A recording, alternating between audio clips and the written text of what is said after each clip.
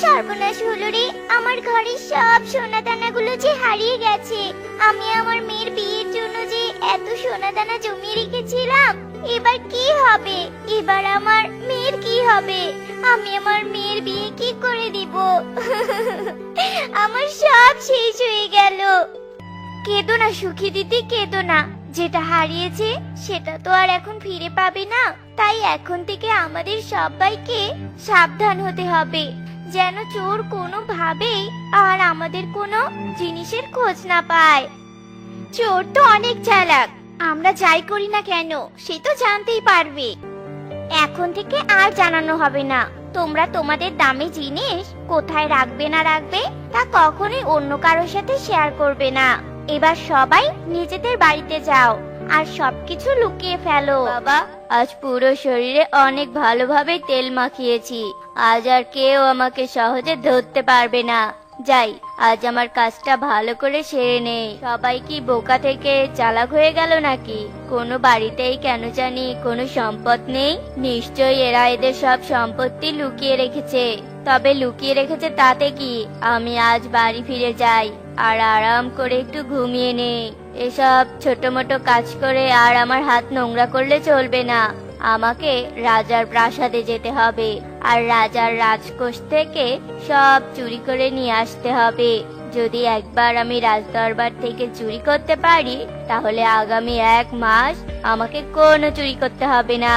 সারাদিন তো এভাবে হাত পা গুটিয়ে বসে থাকলে চলবে না। আমাকে একটু বাজার যেতে হবে আর বুদ্ধি খাটিয়ে কাজও করতে হবে। আরে বান্টি দাদা, তোমার তো দেখছি অনেক টাকা, তা ব্যবসা বুঝি বেশ ভালোই চলছে, তাই না? ওই আর কি চলছে কোন রকম, কিন্তু চালিয়েও কি করি বলো? সারাদিন কষ্ট করে দোকান করি আর টাকা জমিয়ে ঘরে থাকি। শালার বেটা কোন চোর যে রাতে আসে আর আমার সব টাকা পয়সা নিয়ে পালিয়ে যায়। আহারে, তাহলে তো তোমরা সবাই অনেক কষ্টে আছো। শোনো না, আমাকে 2 কেজি ডাল আর 1 কেজি চিনি দাও তো। দাঁড়াও, এক্ষুনি দিচ্ছি। এই নাও তোমার খরচ। আর এই নাও তোমার টাকা। আর শোনো, একটু চালাক হয়ে সাবধানে ব্যবসা চালিও, কেমন? দিনকাল তো আর ভালো যাচ্ছে না। যে করেই হোক, আজ তো আমাকে আমার মিশনটা সাকসেস করতেই হবে। শালার বেটা প্রহরীরা তো দেখছি ভালোই কঠোর হয়ে পাহারা দিচ্ছে। এদের সামনে দিয়ে তো আর যাওয়া এত সহজ হবে না। এবার আর আমাকে আটকানোর কেউ নেই। হা হা হা হা হা। এবার আমি সোজা রাজকোষাগারে চলে যাব আর তারপর হয় হয়, রাজকোষাগারে তো চুরি হয়ে গিয়েছে। রাজা মশাই, আমাদের তো সর্বনাশ হয়ে গেছে। রাজকোষাগার থেকে 3টি সোনা ভরা বাক্স হারিয়ে গেছে। তোরা এতগুলো প্রহরী থাকতে কোষাগার থেকে কি করে সোনা দানা হারায়? হ্যাঁ, এবার তোদের সব কাটার গর্দান নিব আমি। মহারাজ, আপনি আমাদের উপর নিষ্ঠুর হবেন না। আমরা আমাদের সর্বোচ্চটা দিয়ে চেষ্টা করি, কিন্তু চোর এসে দরজার প্রহরীকে অজ্ঞান করে ফেলেছে আর তারপরে চোর ঢুকে চুরি করে নিয়ে গেছে। আর তার কারণেই তোদের সবগুলোর গর্দান হবে, অপদার্থগুলোর দল। যা, চারিদিকে খুঁজতে থাক, কোথায় আছে সেই চোর। তোরা যদি চোরকে ধরে আনতে না পারিস, তাহলে তোদের সব কাটাকে মেরে কবর দিয়ে দিব বলে দিলাম। রাজার প্রহরীরা তো অনেক বোকা, ওরা কিছুতেই আমাকে ধরতে পারবে না। যাই, গিয়ে আরো একটু বোকা বানিয়ে আসি। তোমরা সবাই এত ছুটোছুটি করছো কেন গো? আমাদের রাজ দরবারে চুরি হয়েছে আর চোরকে ধরার জন্য আমরা সবাই ছুটে বেড়াচ্ছি। কার এত বড় সাহস যে কিনা রাজ দরবারে চুরি করে? আমিও যাব তোমাদের সাথে আর চোরকে ধরে খুব করে শাস্তি দিব। আচ্ছা ঠিক আছে, চলো তবে। মহারাজ, মার্জনা করবেন। আমরা সারাদিন অনেক ঘোরাঘুরি করলাম, কিন্তু কোথাও চোরকে পেলাম না। আমার মনে হয় কি ওই চোর কোথাও ঘাপটি মেরে বসে আছে। তোরা সবাই এখান থেকে যা, আমার সামনে থেকে চলে যা। আমি একটু একা থাকবো আর কি করা যায় সেটা ভেবে বের করব। যথাজ্ঞা মহারাজ। শোন সবাই, আমার মন অনেক নরম হয়েছে। আমি চোরকে আর শাস্তি দিতে চাই না। মহারাজ, তাহলে কি আমরা চোরকে খোঁজা বন্ধ করে দিব? চুপ কর হতচ্ছাড়ারা, আমি কি তোদের সেটা বলেছি নাকি? আমার কথা শেষ হতে না হতে কথা বললে তোদের পিটিয়ে সোজা করব বলে দিলাম। শোন, আমি চাই চোর যেন আর কোনো চুরি করতে না পারে, আর সেই চোর চুরি বাদ দিয়ে যেন সমাজের উপকারে আসতে পারে, সেই ব্যবস্থাই করব। মহারাজ, আপনি কি করতে চাচ্ছেন?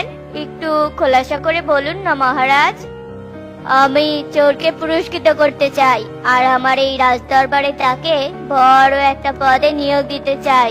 যাও, এবার চোরকে ধরে আনো। মহারাজ, মহারাজ, আমি আমি সেই চোর। মহারাজ, আমি সবার দাঁড়ে দাঁড়ে অনেক ঘুরেছি একটা কাজের জন্য, কিন্তু কেউ আমাকে কোনো কাজ দেয়নি, আর এদিকে পেটের ক্ষুধাও সহ্য করতে পারছিলাম না, আর সেই কারণেই আমি বাধ্য হয়ে চুরির পথ বেছে নিয়েছি মহারাজ। ঠিক আছে, তুই যখন নিজের ভুল স্বীকার করেছিস তখন আমি তোকে মাফ করে দিলাম, আর আমার রাজদরবারে সেনাপতির পদ আমি তোকে দিলাম। কি ব্যাপার টুনি, আর কতক্ষণ এখানে বসে থাকবো? খাবার নিয়ে আসবে নাকি আমি না খেয়ে কাজে চলে যাব বলো তো? খাবার নিয়ে তালবাহানা আমার একদম ভালো লাগে না। রান্না আগুন পানির কাজ, বুঝেছো? আমি চাইলেই তাড়াতাড়ি শেষ করা সম্ভব নয়। এত রাগ হওয়ার কিছু হয়নি, এখনো সময় আছে। নাও, খেয়ে নাও। এইসব কি রান্না করেছো? হ্যাঁ, একদম মুখে নেওয়া যাচ্ছে না। এরকম রান্না কেউ খায়? না লবণ হয়েছে আর না হয়েছে ঝাল। এমন রান্না খাওয়ার জন্য আমি তোমাকে বিয়ে করেছি? তোমার মা তোমাকে রান্না শেখায়নি কেন? হ্যাঁ, আর রান্না না শিখিয়ে কেন বিয়ে দিয়েছে? রান্না যখন পারো না তখন বাপের বাড়িতেই সারা জীবন থাকতে। টোনা, এমন বলছো কেন? আমি বুঝতে পারিনি। তুমি বসো, তোমার জন্য আমি আবারও রান্না করে নিয়ে আসছি। অন্যায় করে আবার মুখে মুখে তর্ক করছো? এক্ষুনি আমার সামন থেকে চলে যাও। বাবা টোনা, এই সামান্য বিষয়ে এত রাগারাগি করছিস কেন? বৌমা তো বলেছে ভুল করেছে, অমন করে মেয়েটার উপর রাগ দেখাস না বাবা। আর তুই দিন দিন এমন বদমেজাজি হয়ে যাচ্ছিস কেন? আমি তো কিছুই বুঝতে পারছি না। বদমেজাজি হব না তো কি হব শুনি? তোমাদের সবার দায়িত্ব আমার ওপর। আমি সারাদিন বাইরে কঠোর পরিশ্রম করে তোমাদের জন্য খাবার নিয়ে আসি, আর তোমরা সেই খাবার নিজেদের ইচ্ছা মতো রান্না করে খাও, যাতে আমি সেই খাবার না খেতে পারি। যে খাবার আমি খেতে পারবো না সেই খাবার আমি তোমাদেরও খেতে দিব না। সব আবার দোষ, সব আবার দোষ। টোনার রাগের পিছনের কারণ আমি স্বামীর সেবা ঠিক মতো করতে পারিনি। বৌমা, কেঁদো না, শান্ত হও। তোমার কোনো দোষ নেই। আমার ছেলেটা ওরকমই, সামান্য বিষয় নিয়ে রাগারাগি করে। তবে টোনা তোমাকে অনেক ভালোবাসে গো। এখন চলো, আমরা আবারও রান্না চাপাই। আমার মাথাটা ব্যথা করছে, আমাকে এক কাপ চা এনে দাও তো। টোনা, তোমাকে চা পরে এনে দেই। যেহেতু তোমার মাথা ব্যথা করছে, তাই আগে আমি বরং তোমার মাথাটা টিপে দেই। তোমাকে আগে যেটা করতে বলেছি সেটা আগে করবে, আমার কথার উপর কথা বলবে না। আগেও বলেছি, এখন বলছি, এক কাজ করো, তুমি আমার মাথা না টিপে গলা টিপে দাও। অলস কোথাকার, তোমার কাজ করতে ইচ্ছে করে না সেটা আমাকে বললেই হয়? তোমার বাবা মা তোমাকে বিয়ে না দিয়ে ঘরে সাজিয়ে রাখলেই তো পারতো। যাও, তাড়াতাড়ি চা নিয়ে এসো। অকর্মা ঢেকি একটা, কাজও ঠিক মতো করতে পারে না। তোমার বাবা মা কিছু শেখায়নি তোমাকে? টোনা, এখানে আমার দোষ নেই, তোমারও দোষ নেই। আর শোনো, আমার বাবা মাকে তুলে একদম কথা বলবে না। আমার বাবা মারা গেছে, আর মা মৃত্যু শয্যায় আছে। আমি যদি জানতাম তুমি এত বদমেজাজি, তাহলে আমি তোমাকে বিয়ে করতাম না। সব সময় সব কথায় শুধু আমার বাবা মাকে টেনে নিয়ে আসো। তারা কি অন্যায় করেছে? হ্যাঁ, কেন সব সময় আমার বাবা মাকে টেনে নিয়ে আসো তুমি? এত বড় সাহস আমাকে বদমেজাজি বলেছো? আজ তো আমি তোমাকে কঠোর শাস্তি দিব। না বাবা, কি করছিস বাবা? এত রাতে কেউ এভাবে চিৎকার চেঁচামেচি করে? ছাড় ছাড় বৌমাকে ছাড়। কি করেছে মেয়েটা শুনি? টোনা, এত রাগ ভালো নয়, একটু রাগ কমানোর চেষ্টা কর ভাই। রাগ সবাইকে ধ্বংস করে দেয়। তুই রাগ দেখিয়ে নিজের ধ্বংস নিজেই ডেকে আনছিস। এখনো সময় আছে, শুধরে যা। তুই কোথাকার কে রে? আমাকে জ্ঞান দিতে আসিস? যা এখান থেকে। আমাকে নীতিবাক্য না শুনিয়ে সেই নীতিবাক্য নিজের কাজে লাগা। যা, আমার রাগ আমি দেখে নিব।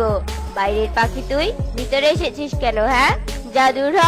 এই টুনিকে তোমার ঘরে নিয়ে যাও, আমি ওর মুখও দেখতে চাই না।